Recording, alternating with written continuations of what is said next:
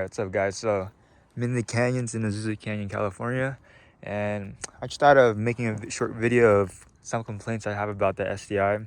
And the cars, all cars from the factory aren't perfect. You know, once you start driving it, you'll start to notice things that you wish it had.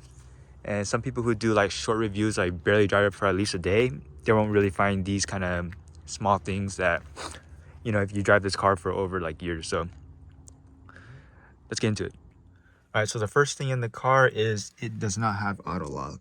So normally, like, this is a really small thing, but obviously newer cars, this is a 2021 model year. So new cars, pretty much all of them, when you go over 10 miles per hour, this thing automatically locks like that when you drive. This car, I'm pretty sure all STI owners or Subaru owners, I'm pretty sure like the SUV Subarus have this, but I had a older 2018 WRX and it didn't have this either, but that was a base model. I'm pretty sure no V8 chassis Subaru has it, but even like a Honda has it. So I'm not sure why Subaru doesn't do this.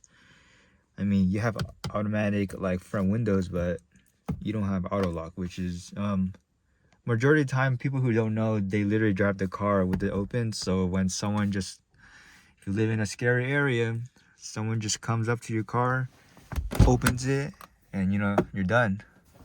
You know how when you see someone walking crack by, you gotta...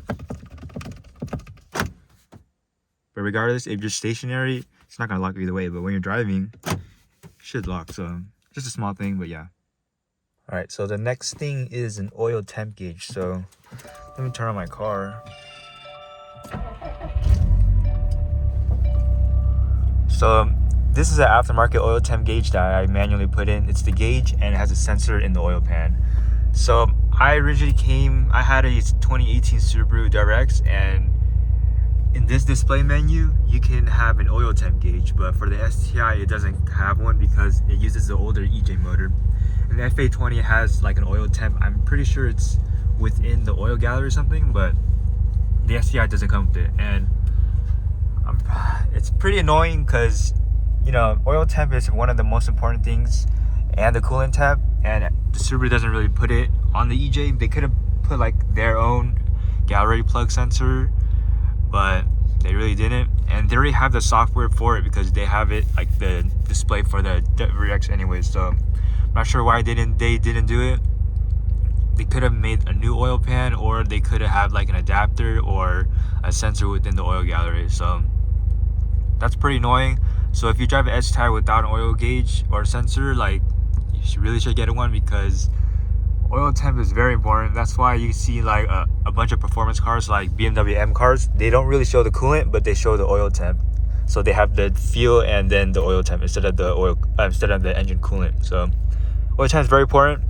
If you have a WRX, obviously you'll have it, but if you have an STI, you don't have one. So I kind of wish Subaru did one like this with the WRX, but it's a small thing, but it's a very important thing that they should have done for this like last generation of the EJ, but I guess Subaru cheaps out a lot.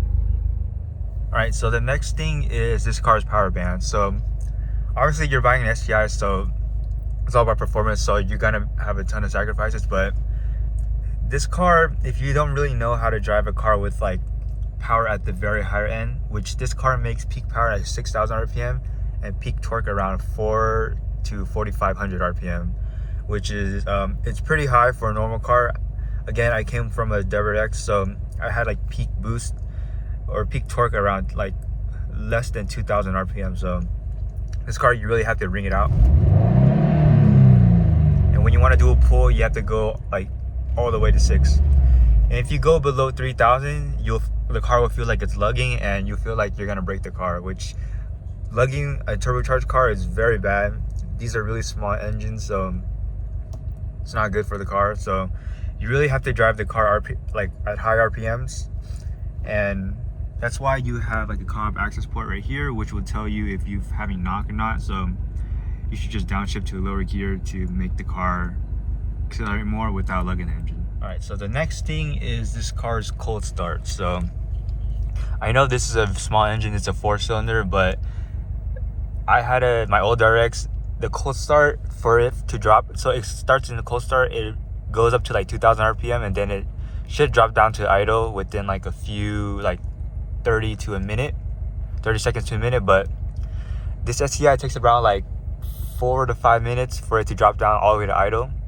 So it's kind of weird, but it's how it was from the factory, so I'm not sure why it does that. But yeah, the cold start takes a long time. Usually once the AFR stabilizes to like 4.7 or 14.7, then I'll start driving, but it takes a long time for it to drop down to idle. I'm not sure why. I'm pretty sure it's like a secondary pump or something, but yeah, cold start takes a long time. So those who don't have like an AFR, you'll probably be stuck waiting if that's how you warm up your car. That's how I warm up my car. Usually it's like 6 or 8 cylinders. Their like cold start is about like 1500 RPM, then they easily drop down to idle. So this isn't just only for 4 cylinders. I had a Honda which was 30 seconds, it just dropped down to idle easily. So I'm not sure why it happens with Subarus. I'm pretty sure there's something with that secondary pump or something, or the horizontally posed engine, but again, just a small thing. But yeah. All right, so the next thing is that it's not really my kind of thing, but it's my passengers, which is there is no air vents or anything in the back, which it's not uncommon, but it's pretty annoying to not have it in the back because all your passengers will be starving from cooled air from the front, or when it's cold, it takes a long time for the heat to come back here, and then you have to use those 2 vents to push it back here, and then those outer vents are just for the front, which is, you know, it's kind of annoying, but yeah, it's pretty plain like this. And then there's no like there's no 12 volt or any charging, so super really cheaped out on this. Look at this could have been an air vent right here, but they didn't do it. And also these cup holders are way too shallow. You could barely put a drink in here and then it'll just fall out. Let me see, get my little Jamba Juice. Don't worry, I paid with the gift card, so I don't like to pay $8 for a drink. But yeah, if you have a very top or a tall one, it's easy to fall out. So that's one of the complaints that people have when they drive in my car. But the seating room is pretty enough. So another thing that's a small complaint, but from driving other cars, it becomes really apparent in this car, is that the sound deadening in this car is really, really bad. Like there's literally none. So the seals it's not airtight where you could hear a bunch of wind noise when you're driving. And like, I don't know, you hear more of the wind noise than my exhaust. So when I had like a muffler delete, the muffler delete was pretty much quiet compared to the wind noise. And obviously this is a performance car. I really don't care. But driving other cars, it's very apparent that this is a really loud interior car. It could get almost to like 90 decibels in here, even with an exhaust. But I know the exhaust doesn't help, but even with the stock exhaust and a resonator, it's pretty loud in here. The tire noise is a lot. The wind noise is a lot. Honestly, I don't care, but it's a small thing that I've noticed when I've driven other cars. And people could say it's for weight loss, but Subaru, come on, man. This is almost a $50,000 car, and sound quality is pretty bad. But hopefully the new gen is pretty good. But yeah, there's a bunch of space in this car that has no sound deadening.